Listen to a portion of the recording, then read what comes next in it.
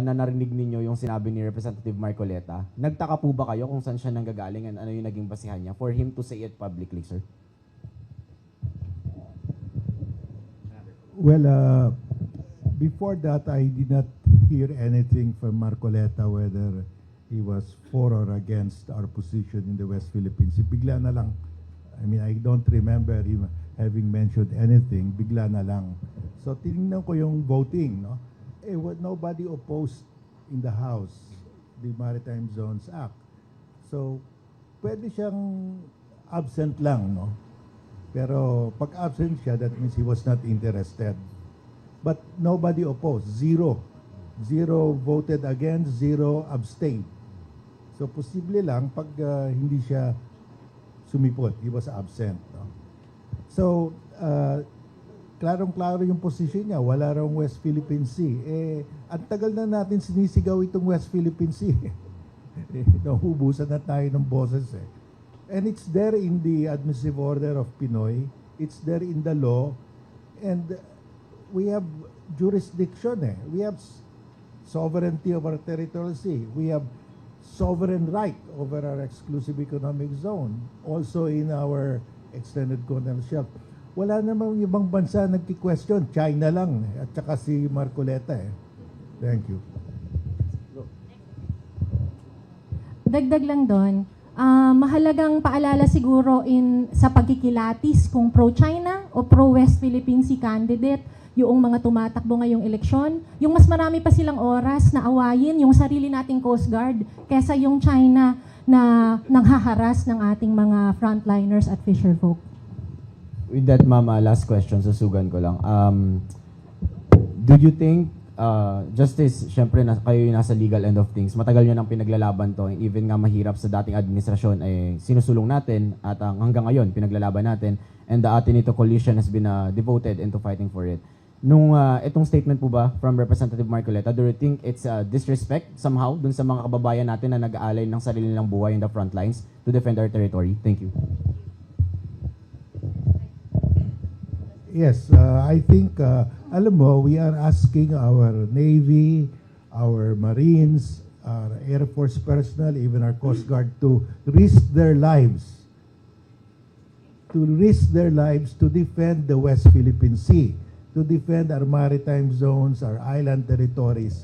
Ngayon, sasabihin mo, walang West Philippine Sea. Paano yan? Parang inuuto mo yung ating mga military personnel, pinapadala mo doon, sige, sumugod kayo, lumabang kayo, risk your life. Pero, ano yan, wala, baliwala yan. That's just a figment of our imagination. We have to take this seriously. Dahil yung West Philippine Sea, if you get the land, the area of the West Philippine Sea, no? Yung area ng waters natin, mas malaki pa yan sa total land area ng Pilipinas. At saka sa area na yan, na mas malaki pa sa total land area ng Pilipinas, lahat na isda, lahat na oil, gas, and mineral resources sa atin exclusively. Napakahalaga yan. Hindi pwede sabihin, baliwala yan, hindi sa atin yan. Walang West Philippine Sea. Kawawa naman yung future generations of Filipinos. Mawawalaan sila ng galunggong. Kinukuha natin yung galunggong sa West Philippine Sea, yung tumaas na yung presyo ng galunggong, nag-import tayo sa China. Saan kinukuha ng China yung galunggong? Sa West Philippine Sea, atin. Pero pinayagan ni President Duterte to fish in the West Philippine Sea. Kaya kinuha nila yung galunggong, naubos ang galunggong, we have to buy it from China now. So we have to protect what is ours. Exclusive ngayon eh. Exclusive to the Filipino as the adjacent coastal state. Thank you. Dagdag ko lang, nakakababa talaga sa moral ng ating mga Coast Guard, ang ating mga sundalo lumalaban araw-araw para sa ating teritoryo. Kaya kung may sulong natin yung mandatory education sa lahat ng mga batang Pilipino, pati ang mga bata may call out nila si Marcoleta at yung ibang magkakalat ng ganyan mga sabi-sabi lang. Thank you. Hello, Kenneth Basilio po, Business World. So first question would be, aside from what's mentioned already, what policies could we recommend to better assert our territorial claim in the South China Sea amid a possible shift in U.S. foreign policy po?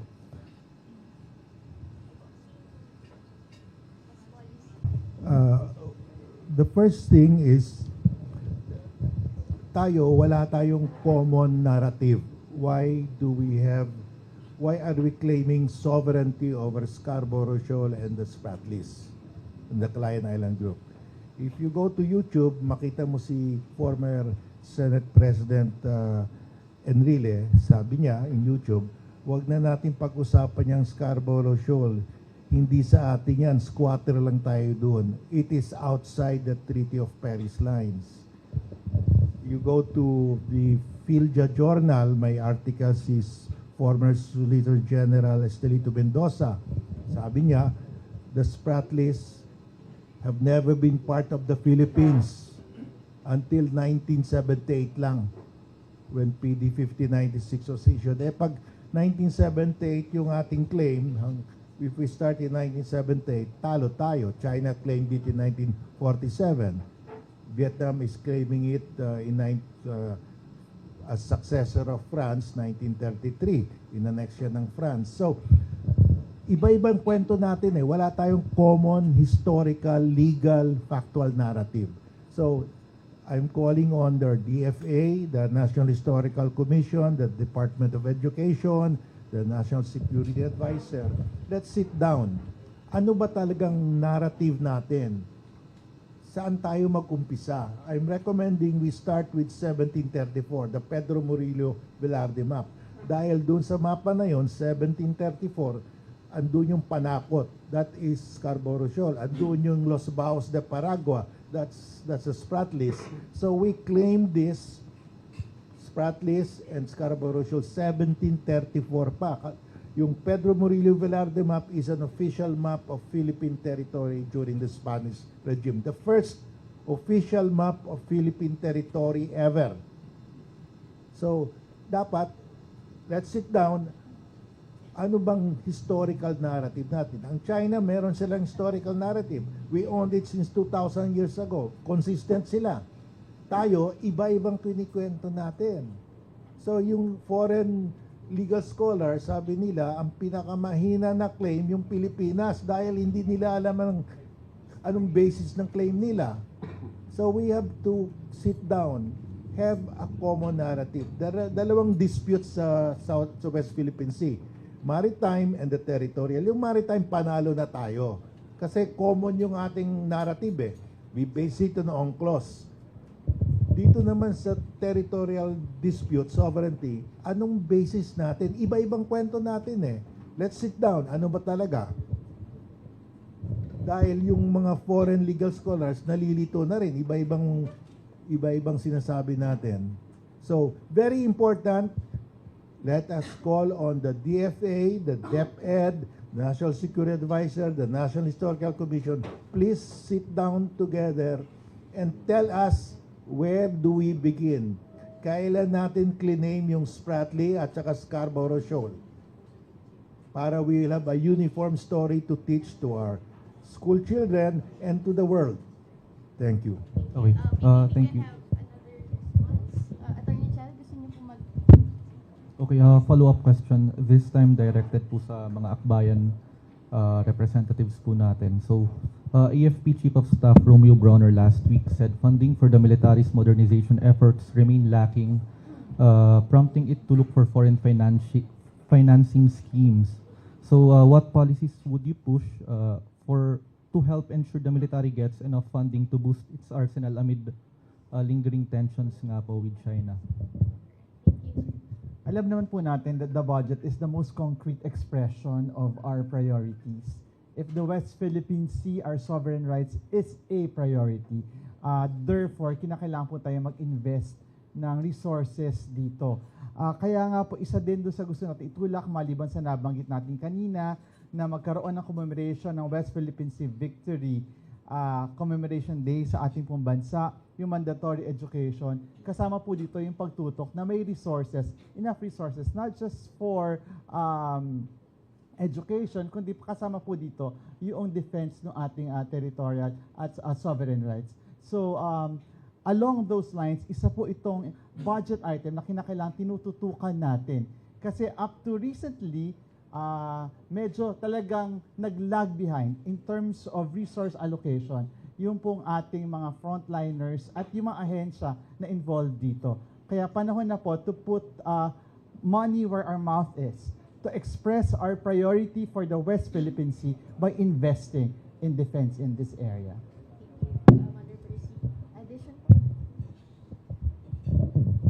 Sa tingin ko po, hindi lang yung AFP modernization ang dapat mapondohan, pati yung ating Coast Guard at BIFAR.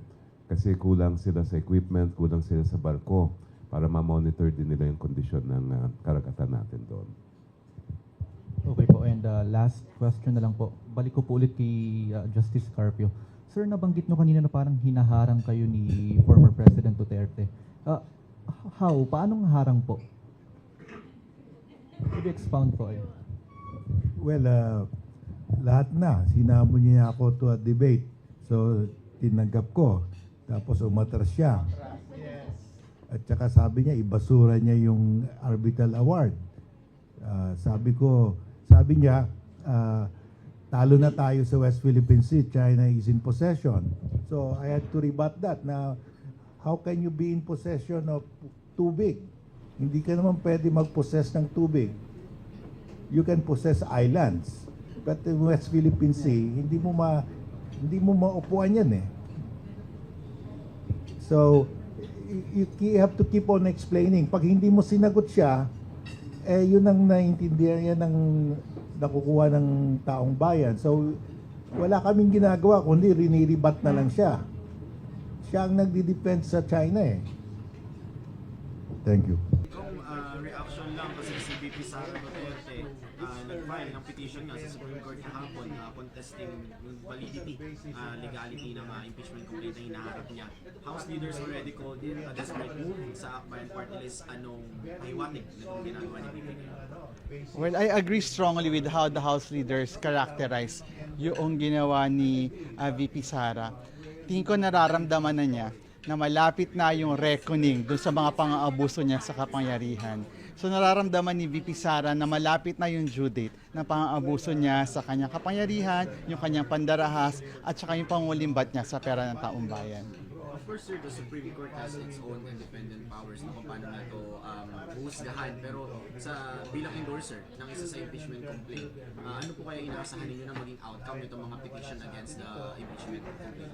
Sa dulo naman yung interest natin dito ay paano mas mapabilis yung proseso ng pag-hold accountable kay VP Sara sa kanyang pang-aabuso sa kapangyarihan. So kahit anumang delay at delaying tactics na ginagawa ng kanilang kampo, this is a great disservice to democracy. Isa itong malaking banat, isa itong malaking lamat doon sa ating panawagan na dapat immediately ASAP i-hold siya accountable.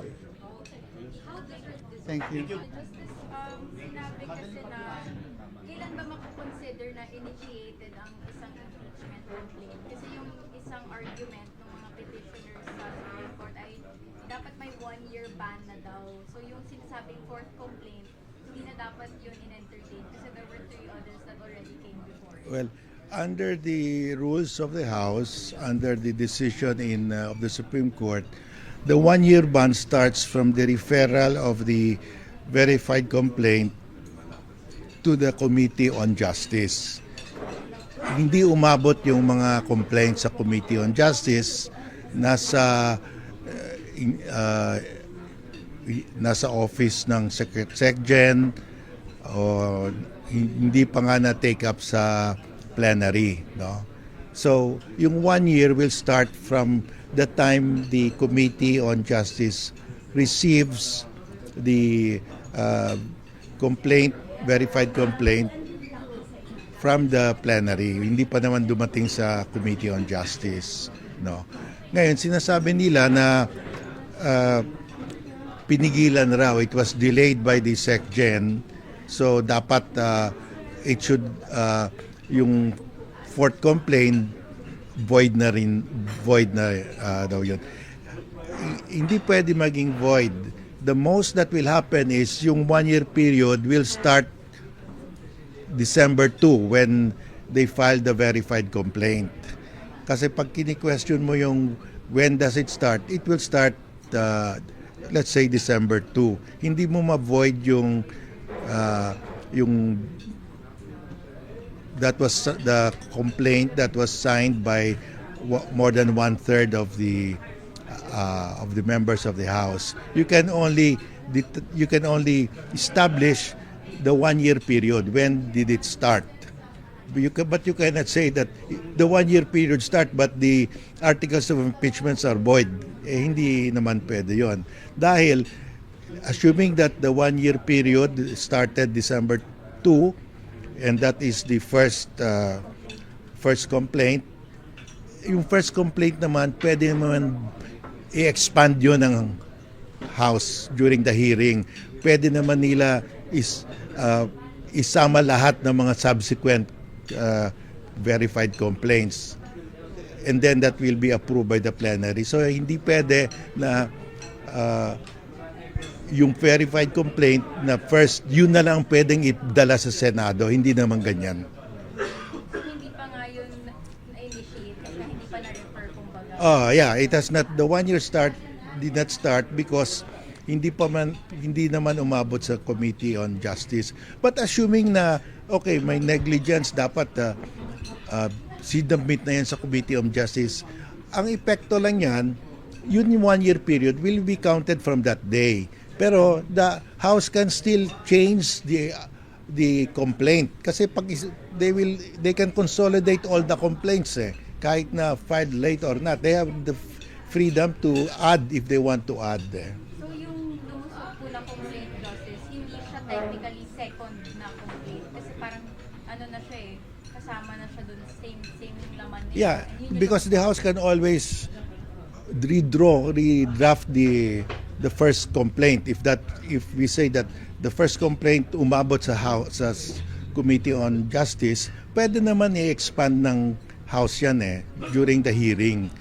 Hindi naman as is ang pwedeng yun na ipadala sa Senate, hindi naman. So you can consider yung ginawa nila, the fourth complaint, as their expanded version because yun yung pinirmahan nila Just to follow up with that, Representative Jinky Luistro said walang sapat na legal basis ang Supreme Court para mag-intervene doon sa impeachment. Your thoughts po on this? Well, ang nakalagay sa saligang batas, the House has the exclusive power to initiate all impeachments. And the Senate has the sole power to try and decide all impeachment cases. So, pero the Supreme Court has the power to see to it that the Constitution is followed.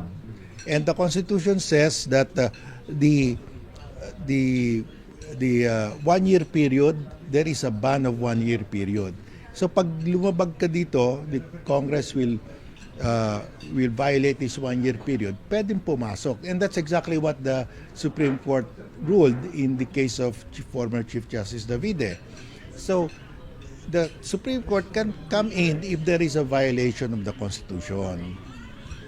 How about sir yung hingi ng I guess clarification sa Supreme Court tung sa forthwith? Ayun, yung bago yun. That's a new, wala pang ruling ang Supreme Court. So the Supreme Court, I expect, will rule as to what is the meaning of forthwith. Pero for you, Justice, forthwith Means as soon as reasonably possible. Hindi naman kaagad. Kasi, well, baka last day na wala na silang magagawa. Nagsasara na sila So it has to be reasonable. In the past, during the impeachment of former President Estrada and Corona, it took between 1 to 2 months before they organized the impeachment court. So hindi naman kaagad. So a reasonable period for them to organize.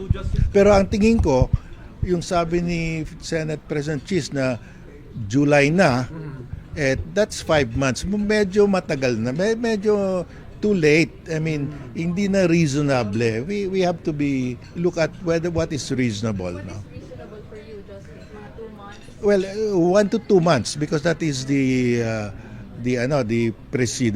president already, no? The past. Just to follow up po, based on what you have said earlier, are you saying na categorically walang infirmities that the impeachment complaint was handled by the House in a manner consistent with the Constitution po ba? Yeah, the only question there is when does the 1-year period start? Yung ban. Kasi yun naman ang kini-question eh. Kasi hindi naman pwede yung first verified complaint yun na ipadala. Kasi the House has the right to amend that, to enlarge that kung gusto nila. So yung enlarge can be considered yung fourth kasi yun ang pinirmahan nila. So ang question lang talaga dyan, kailan nag-start yung 1 year? Yes, Justice, to set the record straight, if you were going to say, kailan nag-start? Yes, yung one. Well, so they file it December 2. If you count 10 calendar days, 10 session days, plus 3 days, yun. So that should be somewhere late December or early January, no? So, but that's just pushes earlier the 1-year period. It cannot affect the validity of the verified complaint that more than one-third signed, because they have a right to amend the first complaint. So parang inamend lang nila, pina-enlarge nila. Yeah, because the first complaint, assuming yun yung una, yun yung reckoning date, pwede naman nila baguhin yan, magdagdagan nila.